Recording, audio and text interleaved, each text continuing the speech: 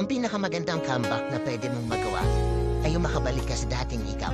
Yung version ng sarili mo na buo, yung ganado, yung masaya.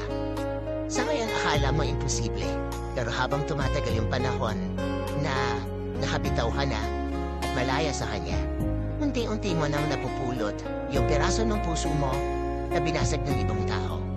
Slowly marirealize mo na gumagaling ka na pala sa lahat ng mga naranasan mo noon. Hindi ka man makabalik 100% sa dati. Status ko ngayon, ito, lumalaban sa bawat pagsubok. Sabi nga nila, pwedeng mapagod, pero bawal sumuko. Guys, kulay muna tayo ng sitaw at saka talong.